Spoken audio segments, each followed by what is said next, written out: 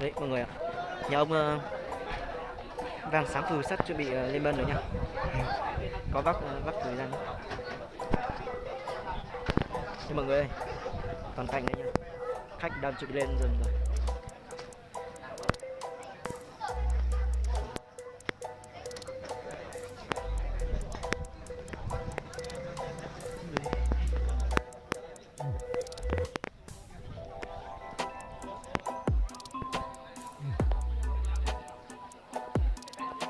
Đây ạ.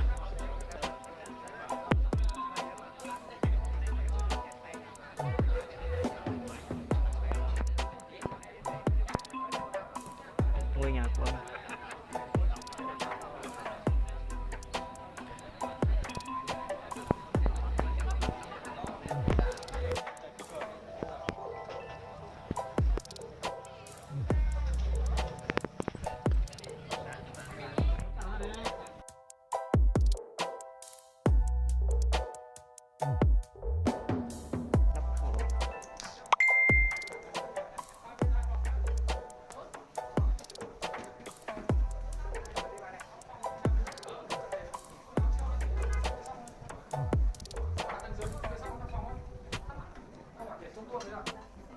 Dưới là quất kín này anh, quất kín ở dưới này thôi.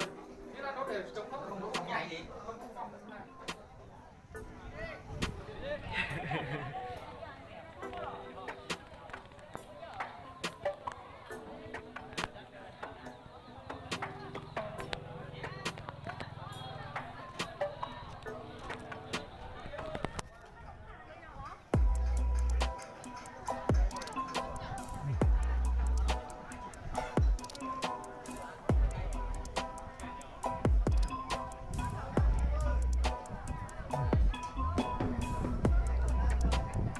Gió to ấy.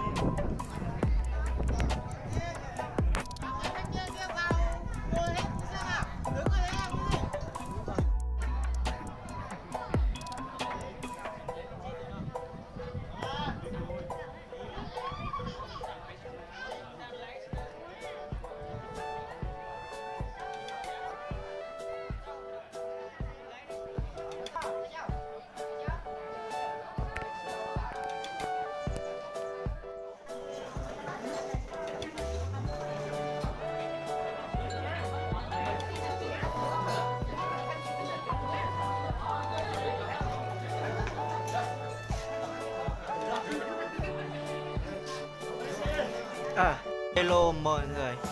Bây là giờ mình chuẩn bị ăn cơm này. Ăn kiểu của ông. Rất nhiều món ngon luôn.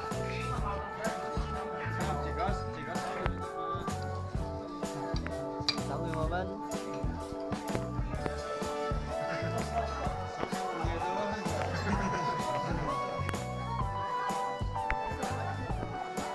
Món gì đặc biệt nhất đây?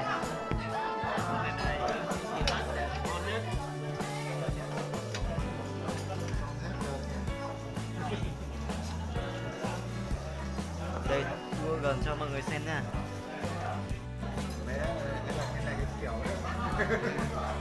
Đấy, ăn mía.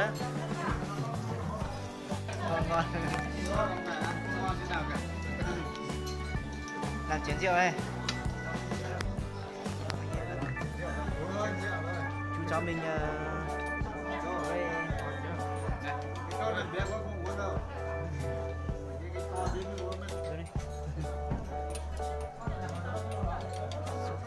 mời các chú nha. Các chú các anh nhá.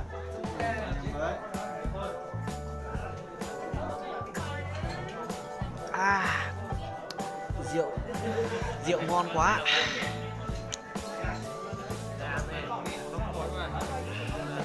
Các bác thử với món thịt trâu sấy nhá. Đây là món thịt trâu sấy. Mời các bác nha. Nhìn hơi tối nhỉ.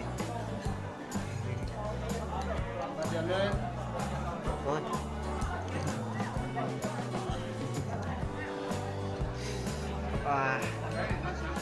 Wow. Nhìn ngon chưa?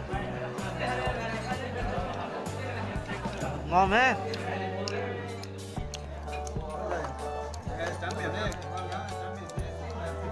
Tạm biệt nhá.